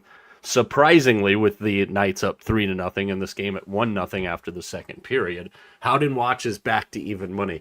I think some of the traders are like, who in their right damn mind actually put some money on this? Do you give, Mac, Colorado any chance to win this series? No, I really don't. Not in this big a hole. I mean that's a colossal collapse. I mean Vegas is too good of a team, like I said, for them. They'll pick up one along the way. Colorado seems dead down and just defeated. See, I just saw your message there. Trust me, we're going to be bringing that one up because I almost laughed. I almost broke a rib laughing when I saw it come up on my phone there. So 1-0, end of the first. Again, power play for the Knights after the hooking penalty from Manson. They'll start the second period on a power play, about $1.20 left. Sorry, Mike. I was just going to say I have a buddy at the watch party at Ball Arena right now, and the energy is not great. The building is not full. The Denver faithful, I think, are ready to go tarps off and watch the Rockies. Oh, there's a lot worse things you could wish on your worst enemies than tarps off watching the Rockies, who are actually not horrible this year. And another great segue from the program. Let's go around the diamond. We'll keep you updated at what's going on in the two playoff games. But it is around the diamond. We have reached the our opening of Major League Baseball, Memorial Day. Everybody's about a third of the way through their schedule. So what's a better time for another edition of Vegas Max Rotation? Where does the rotation take us this week? This week, our rotation, how about the teams that have been the most disappointing so far in Major League Baseball? Let's start at number 5, and it's the Boston Red Sox. The organization said they're set up for playoff baseball. Nothing's gone right for Boston, including everything they did in the offseason. This is an absolute disaster for the summer of Boston. How about number 4, the Houston Astros? They have dominated the American League West, but they've had a big regression in their pitching, both as starters and their bullpens. And at times they've had one of the worst ERAs in baseball. Yeah, some of it's been injuries, I know that. But except for Yordan Alvarez, this team is basically just a skeleton of what it's been over the last couple of years. Number 3, the Baltimore Orioles. They spent a lot of money in the offseason. Listen, for me, this is the thing. I don't think their young players have developed enough. Inconsistency from Gunnar Henderson, Jackson Holiday, and they've just played sloppy baseball. This is not a good baseball team. Number 2, the New York Mets. They had hopes to win the World Series. Their offense is brutal. Soto and Lindor basically non-existent. A lot of the young arms have kind of gone through a regression as well. And, they're not really good on defense as well. And finally, the number 1 big disappointment in baseball is the Detroit Tigers. Again, World Series or bust for the Tigers. Besides McGonagall and Green, their offense has been just terrible. It's a complete power outage for them. Their pitching has been inconsistent. It's going to lead to a lot of questions come the trade deadline. That is another edition of Vegas Max Rotation. 1 word, 3 letters. Detroit's defense, ass. Yeah, just straight ass. It is, and if I remember correctly, they were getting blasted by the Angels. It is final now from the D, from the 3-1-3, 10-6. Mickey Mouse goes in and pounds the Tigers there behind. I can't believe I am saying this on the program. A Vaughn Grissom grand slam for the Halos. Our boy Joe Adele also added a homer. Speaking of the Astros that Mac mentioned, Yordan Alvarez with another homer as they're getting beat up by the Rangers today. Vaughn Grissom finally did it, T. Does he make it almost into your dollar dinger rotation yet? I don't know how this guy is hitting 233 all of a sudden, but I mean, I think the lady in the lab coat's going to make a visit this week sometime because that is absolutely just preposterous. So no, he's not in the rotation.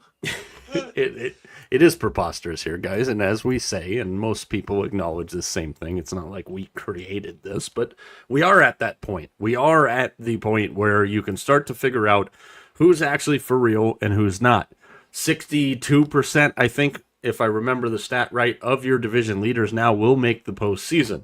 Some interesting stuff going on with a bunch of these teams now, so we're going to play an edition of Contender or Pretender, and we put some rules on this. You have to be within 4 games of a playoff spot to be considered for this, so sorry, City of San Francisco, you don't count, because speaking of ass, the San Francisco Giants. Now, we've seen a couple of different things kind of go down, and we'll catch those headlines up, but let's start with our pretenders.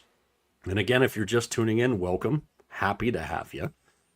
Happy to be back right now. But I'm going to start with a team that is somehow still in the race because their division is almost as bad as the AL West. That's the Minnesota Twins at 26 and 28. They are 4.5 games out of a playoff spot. So technically, I bent the rules, but last time I looked, it's my stupid face on the logo. So we'll go with it here. The ownership situation with the poll ads and whether they're in, whether they're out, what's going on. The Royce Lewis was sent down.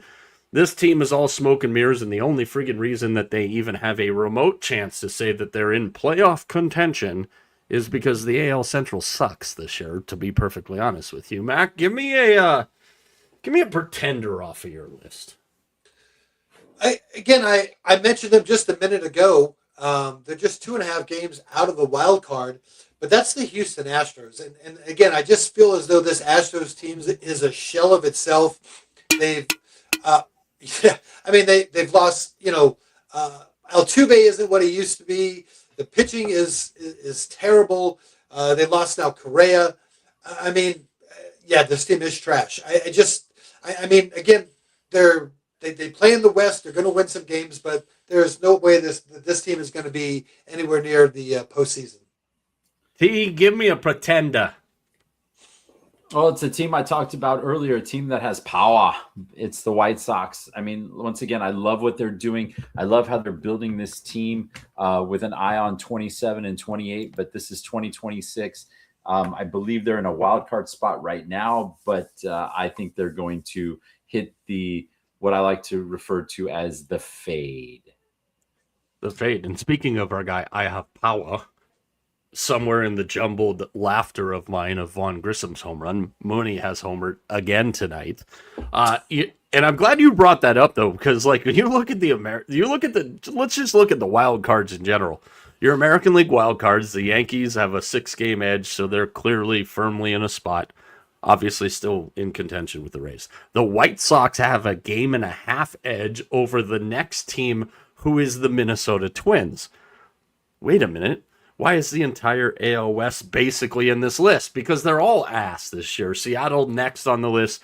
Toronto's an interesting team too. So let's talk about maybe actual contenders. And I was shocked, guys.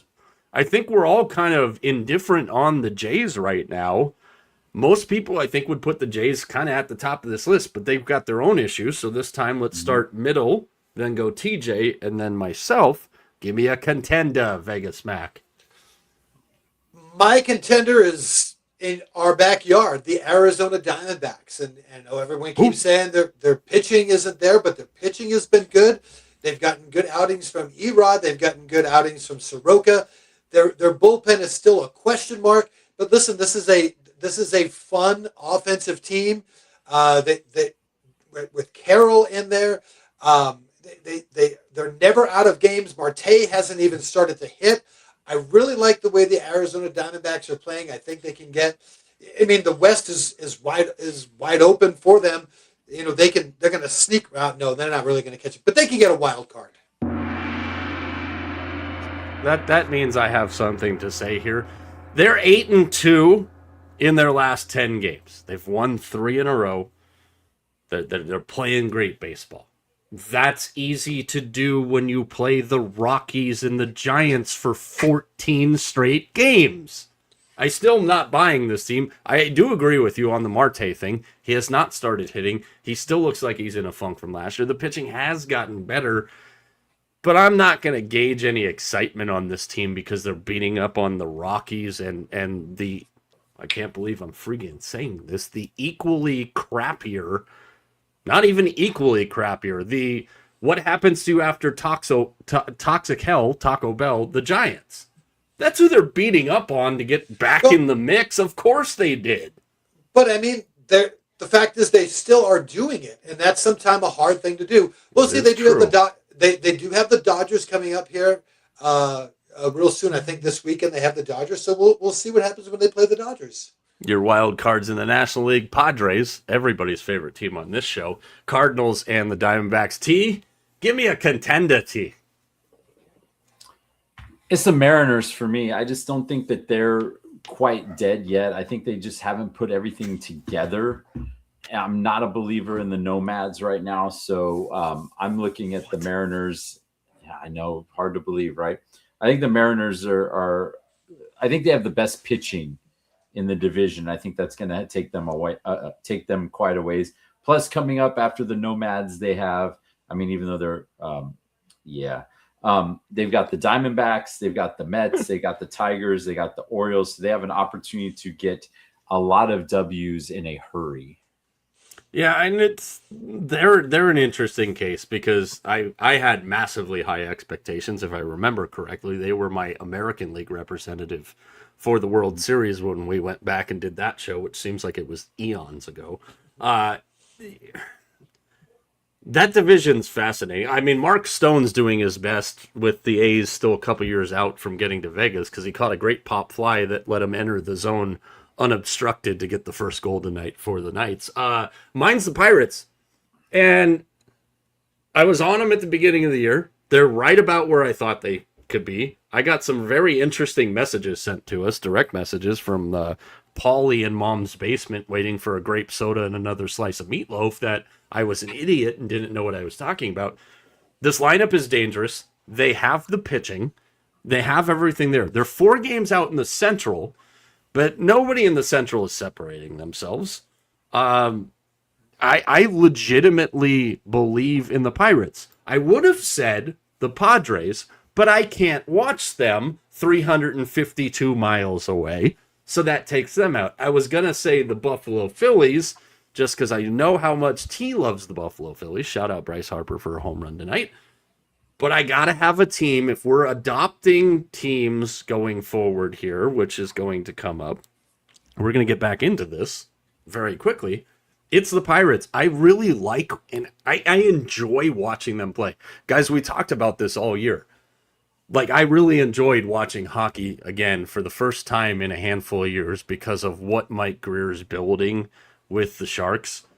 The difference is in Pittsburgh, I have no faith in their upper management. I have no faith that maybe Paul Skeens is not the best pitcher on the Pirates this year. I like this team. They're fun to watch, and that's important as we go forward. So, for those of you joining for the first time, TJ is an Angels fan. Pray for him. Mac is obviously a Red Sox fan, as you can see on his shirt there. And I'm a Giants fan.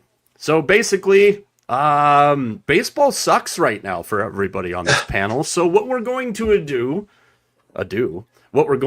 here is adopt teams for the postseason. For the rest of the season. We put some rules on this one too. You kind of got to be in the same range. So to replace the Red Sox, to make sure Mac doesn't hate baseball by the end of the year, I will start with you, Vegas Mac. You are getting to adopt a new baseball team for the rest of this season. Who are you diving in with? Who are you getting behind? Jump on that bandwagon and let her rip. I'm going to jump on Tito's bandwagon in the Cincinnati Reds. I still think the Reds are going to make a good move here. They're only a game out of the wild card. They're still in there.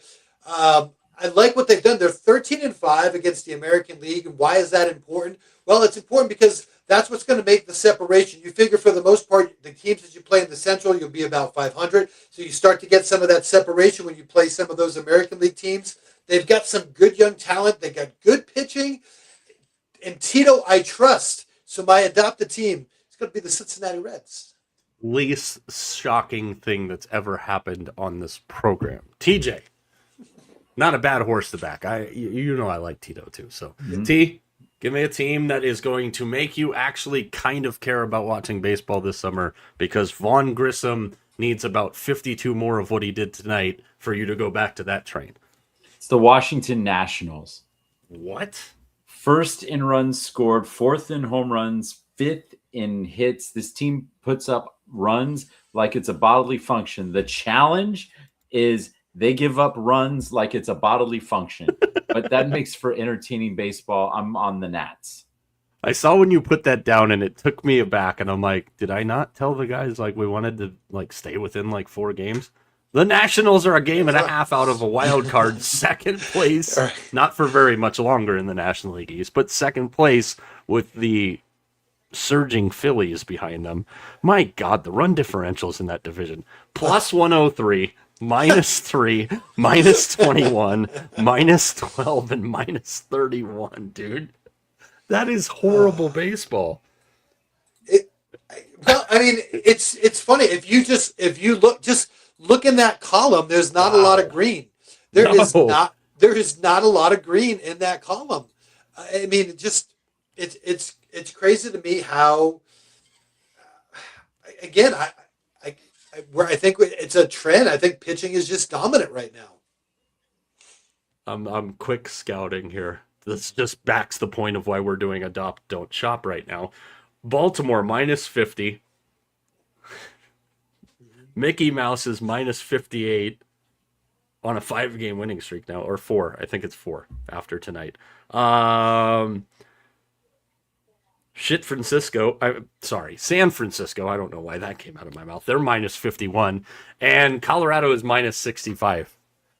Oh my dear Lord, the National League is a study, Mac, in green versus red in those columns. It really is. I mean, even look at the Cubs. I mean, the Cubs now on a 10-game losing streak. I mean, their run differential is a plus 8. I mean, you think, and they've had 2 10-game winning streaks. Yeah, and like T's point with his Nats that he's gonna. I got more than I should probably publicly admit. T. I have like 3 Nationals hats in my house. Don't ask me why. Maybe I'm just a huge fan of Walgreens, so it was easy to do. But I have more Nationals hats than any normal human should have. Mine, again, I kind of talked about it a second ago. I'm going with the Pirates. I started on them at the beginning of the year. I'm going to stay on them because they're fun to watch. I really think San Diego, and with the ownership change, I think they might actually be a factor. I know both of you would tell me I'm an idiot for thinking that because of what we've seen. I also am excited to see what happens to the Phillies. Bryce Harper and Michael Harris are very quietly having, and more Michael Harris because Harper had like a bad stretch to start. He's been red hot lately. Michael Harris was 4 for 4 again tonight. That's the 9th time he's done that with a home run. Tonight against the Red Sox, Bryce Harper with a home run down at Petco, where the Pets go for the San Diego and Philadelphia game, which is in, where did it go? Top of the 3rd inning. It's 3-0 Phillies right now. Yankees up 13-1. Matt Cortero is going to get fired in Kansas City, guys. That team is just, they're not doing it right now. 13-1. They blew a lead yesterday against the Yankees. And the Yankees, man, our segues on this show tonight are on freaking point. Let's talk about what we're excited to see this weekend, as we do every Tuesday, whether it's a matchup during the week, whether it's a matchup on the weekend.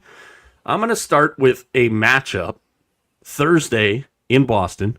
Peyton Toll and Chris Sale. Chris Sale in Boston. Always kind of fun to see. I like that pitching matchup a lot. I'm interested to see it. Unfortunately, it means I have to watch the Red Sox, so I will sympathize with Mac just a little bit. And I just talked about the Yankees and their poopy offense that's been going on right now. What's a better way to fix your poopy offense than bring your power circus to Coors Field of California for a weekend series against the Nomads, which I'm sure in that tiny ballpark and getting in and out of that ballpark is going to be an absolute bleep show this weekend. So I'm going to be watching that one and probably likely betting every single Yankee for 3 straight days to homer that appears in the game. Mac, what do you got on your docket this weekend in baseball? What's got your attention? Kind of funny, they were interviewing Peyton Tolley in the game today, and he said they asked him about that matchup. He said, "I'm just glad I don't have to face Chris Sale." Um, Poopy. hey, listen, we just adopted a new team. So if I'm going to adopt a new team, I've got to watch that team play. And not only that, they're playing the best team in baseball. So I've got the Atlanta Braves at Cincinnati. Let's see what the Reds can do. If you're going to be a contender, you got to beat the best. So let's see. Atlanta, Cincinnati, that seemed like a good matchup to kind of watch and kind of get introduced to my new team. Extra Snickers bar and an extra star on the paycheck for Mac for committing to the bit, buying all in. T, what's on your baseball watch list this weekend? It's the Blue Jays and the Orioles, and a couple reasons. Number one, I picked the Blue Jays to win the World Series at the beginning of the year, and I'm just waiting for them to all come together. And I'm kind of like that guy, I'm just waiting and waiting and waiting, and it'll probably be like September 13th, and I'll still be waiting. But I know that they're going to put it all together. I have no reservations about that. It's just a matter of when. But I also want to see the Orioles. They have a hype guy in left field whose job it is to squirt water on the fans. And I am for all of this. I am for all of it.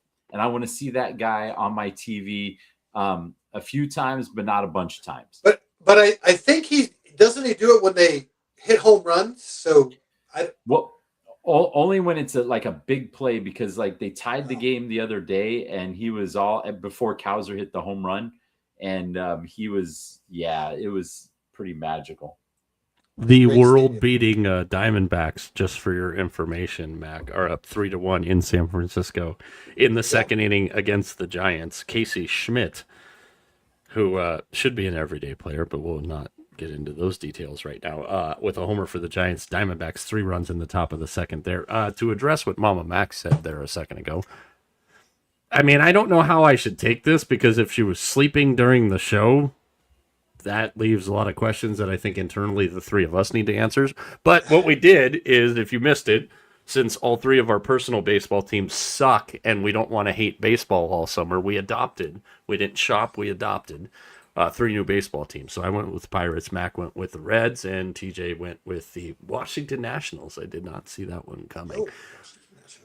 It's Tuesday. As we get into some closing items here again, tomorrow night we'll be on same bat time, same bat channel, lunchtime live on Thursday, no lunchtime live on Friday, as we transition next week amidst the start of the NBA Finals and maybe the start of the Stanley Cup Finals at some point next week. We will get into our day shows Tuesday, Wednesday, Thursday, 11:30 to 1-ish, or whenever we feel like we want to stop talking. It is Tuesday. That means we got to look at some tickets. So it's the time where Mac blinds himself, blowing dust out of his wallet, and tries to find us the best ticket deals and some of the more outrageous ones. So Vegas Mac, you're taking TJ and I out for a weekend of sports. All right. Where are we going? Well, let's see. Thursday, Pray for us, by the way. I know we got a couple of $8 specials Thursday for the old ballpark. T's former team, the Los Angeles Angels, will be at Detroit. That's a winning game right there. We got Minnesota at Chicago and Houston at Texas. $8 will get you there. But Friday, we could also go see Miami and the New York Mets, just $9. But the best price, I got a couple of other, but the best price I found out of all of these, we go to New York. It's hard to believe New York would be the best price, but we go to a WNBA game. Phoenix at New York for $4. So there you go. That one's pretty good. Let's talk about Game 7. We talked about that. Game 7, San Antonio, Oklahoma City, $472 right now if you want to put a little extra change in that one. Baseball. Big baseball weekend. Regional baseball. I picked 4 different regions. And I don't understand why, but the prices are a little bit different. The region in Athens, per game, $22. You go see BC play there. Austin, Texas, $37. You could go see Holy Cross play there. Gainesville, you could see Florida and Miami play there. That one's $87. So it goes from 22 to 37. Gainesville, it's at 87. They're not the most expensive, though. Lincoln, Nebraska, where you can see ASU and Ole Miss play, $179. That seems a little lot. But, Mike, listen, I know you miss football. And I know you don't know this, but I'm going to tell you, it's week 1 of the Canadian Football League. And Mike, your new adopted home of Montreal, I guess, is playing at Hamilton for week 1. Oh, by the way, it's at Tim Horton Field. How can you not love that, right? But listen, I got a great deal for you. 2 tickets and shitty football. And 2 hats. I don't know if they're really hats or if they're... Are they hats or toques? Or toques, right. But for $74, I think that's absolutely amazing. And don't forget, what would a weekend be if we weren't in Nashville watching the Cracker Barrel 400? Just $76 for you NASCAR fans, which is just a little bit cheaper than if you want to go to the Charles Schwab in Fort Worth, Texas. I mean, wouldn't you want to be in Nashville instead of Fort Worth, Texas? $76 for NASCAR versus $86 to go watch the golfers play. Wait a minute here. Let's go back to your lack of skill left turns. What's the damn name of the race? The Cracker Barrel 400. Is that how much they charge you now when you go into Cracker Barrel for their highly overrated casserole crap that they give you? Nothing better than Cracker Barrel 400 in Nashville, Tennessee. Nashville is cool. You know what, Matt? Me, you, and T will go to the Cracker left turn 475, whatever it is. Mm-hmm. T and I will hang out. Not at the race. You can go see the race. We'll get together after that, and we'll be fine. The Cracker Barrel. I'm all for it. But hey, listen, I just want to let you know you will be getting a weekly CFL update. Oh, thank you. I gotta go. I think that's got to be on our list. We've got to go to Tim Horton Field. It's a must. Do we? Yes. Come on. I don't know. Let me ask the guy that literally just had Tim Hortons delivered to his damn house. Tie Cats, baby. Tie Cats. There you go. Jesus. We will be bringing you that weekly CFL segment, without a doubt. Yeah, you guys can do that on Sunday mornings when I'm still asleep. I'll give you all the passwords and logins, and you can Horton, here's a whatever you want to with that one. Think about this for a second. Tuesday, June 16th, guys. Coming up a lot closer than you think it is. And this is shout out to Alan Bastable on X. 7 a.m., you could get a U.S. Open practice round at Shinnecock Hills. 3 to 6, if you really want to stab your eyeballs out, you can watch France and Senegal play a World Cup match at MetLife Stadium, which miraculously can grow grass for only part of the year. And then at 8:30 at night, Knicks versus TBD. Finals game number 6 at MSG. First of all, we know they're having issues with the transit system in general in New York for obvious reasons that we don't get into on the show because we like to have fun on the show. My goodness, if you could be a bar owner, an Uber driver, a cabbie, a street meat guy like our guy Pete from Hell's Kitchen who can't afford to get into the next game because Tiffany Chalamet wants to. You imagine the chaos in the general New York area? And again, as we talked to Larry from Tom and Marty's last week, and we thank him for that, it's really hard to do because of where Shinnecock is, but oh my goodness, the attention around Father's Day in New York from a sports standpoint is going to be ridiculous. T, you've done 3 games in one day before. Would you try and pull off a golf World Cup Knicks game? I know the advantage there is the end of it is the best part, but would you try and pull something like that off?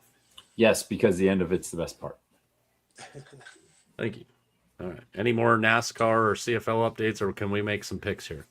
No, let's do it. But if baseball doesn't go well, I may have to change my picks to CFL picks. Oh, joy. No more that we can't win. All right, let's get into some Crossing Stream actions a day earlier this week because it's T's only show this week. He'll be back with us when our summer series goes to daytime. By the way, speaking of summer series, shout out to our guys Herb and Raj, and shout out to our guy Herb, who is in birthday week right now. And As long as he keeps his pants on, we're all beneficial for that. So shout out to our guy Herb. Happy birthday week. Never got that concept, but it's Herb. So I've got a predicament because Cleveland no-showed the Knicks, so I have to go into a different sport on my Crossing Streams play. And last time I tried to go Mac's side to baseball. This time I'm going to stay on TJ's side in hockey, and a guy I think is very important to what Montreal does because he's been very important to what Montreal has done so far in the postseason. Alex Newhook is my Crossing Streams play. Alex Newhook to light the lamp at Bell Center for the Canadians as they try and even that series tomorrow night with the Canadians at 2-2. Vegas Mac, you will take us to the baseball diamond. So take us to the baseball time and give us a guaranteed winner. All right. Again, I'm fully involved with my new team, the Cincinnati Reds, and so that's where my pick is going to go. I'm going with Ellie De La Cruz, 3+ with the runs, hits, and RBIs, baby. Go Reds. You didn't learn your lesson last week on the 4? Nope. I dropped it down. I was going to go 4, but you didn't like that, so I went 3. But I'm all in on the Reds. You know, all he needs is a home run, and he gets the 3. That's right. You like how he slid in there? You didn't like that. What am I, Kirk Cousins over here? So you give me a pick from the ice tomorrow. Obviously, we'll be dancing in the same game, but thanks to the Cavaliers, I didn't have very many options here. So, Andrei Svechnikov, 1+ points. Yes. Time for that line to get on track. I agree. It is, and I think that's it. It's crazy, guys, that we're this deep into the postseason. We're sitting here talking about Montreal, Carolina, Eastern Conference Finals. Whose top line actually shows up to get their team? I mean, think about that for a second.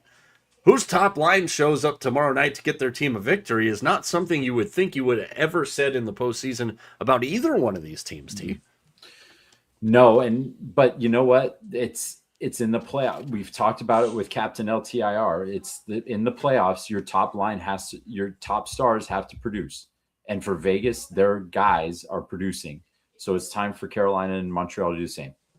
Mac, we're going to talk about it, obviously, as it's happening tomorrow night on the program. But since we missed it because we just got so busy with show stuff last week, you're the heavy favorite here. So I'm not dipping my toes into the pool. I have full confidence in my dual citizenship of Montreal and where I'm at now, that the Habs are getting back in the series. So if it gets to 2-2, which it will after tomorrow night, then we have to actually make the Montreal-Carolina bet.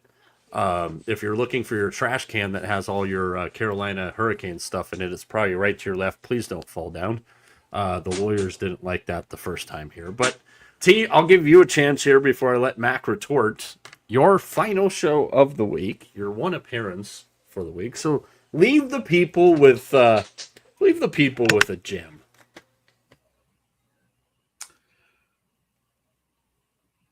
If Saku Koivu comes out with the torch on Wednesday night, it's the Canadians by 100. You know what we might have to do tomorrow night? I might have to, as we start the show, based on who carries the torch out, get the instant response from TJ. This is exactly how the game's going to go. And we're just going to bet Montreal for the rest of the postseason, all the way into the Stanley Cup Finals, which they will be playing in, for who carries the torch out. Are you done looking around, rummaging over there? I'd be more worried if Roy came out with the torch or whatever it is. Let's see now. Fire, pitchfork. Patrick Roy. Yeah. Oh, I wonder why you're saying Patrick Roy. Yeah, Patrick Roy. What is with you in the city of Montreal? Can we put that publicly out here? No. Here's the thing. I actually love the city of Montreal. I am a huge Expos fan. Gary Carter. I used to go watch the Expos a ton. In fact, there was a time where I was actually watching the Expos more than the Red Sox because it was actually fun. Olympic Stadium, love it all. But the Montreal Canadiens have jerked me around so much in their history that they just cheat. They cheat. They win by cheating all the time. Go back and look. That's how they beat the Whalers one year. Cheating. They're cheaters. They just, it would be fitting that Montreal and Vegas make it to the NHL, because I don't know what the NHL will do, because they're both in love with both of these teams. Montreal and Vegas, for whatever reason, are like the darlings of the NHL. Cheaters. That's all I freaking hear out of you, man. Cheaters. They're cheaters. They've always been cheaters. Ask the Boston Bruins. I'm going to make you go to one of those CFL games in Montreal just to make you sit there and take it all in. By the way, the Netflix doc, if you guys haven't seen that, on who killed the Expos, pretty fascinating stuff if you like French-Canadian subtitles there. That's all we got for tonight. We got 9:37 left in the second. 1-0 still Vegas on Mr. LTIR. His goal, which came in the first period. It's 96-88 in Oklahoma City. OKC had blown this lead up to 20 points. Guys, like we've seen a lot of the time in this series, San Antonio able to charge back in. 96-88, $1:25 left in the third. Mac and myself tomorrow night on regular time, regular programming, our last night show until we get into the football season. And then Mac and myself again on Lunchtime Live. T will be back next week. I believe it's Wednesday, but I got to check the calendar for us. So we'll figure it all out from there. So for T, for Mac, for everybody behind the scenes, for all of you, enjoy the rest of the playoff action tonight. Same bat time, same bat channel tomorrow night. You know the rest of the drill. For now, we out.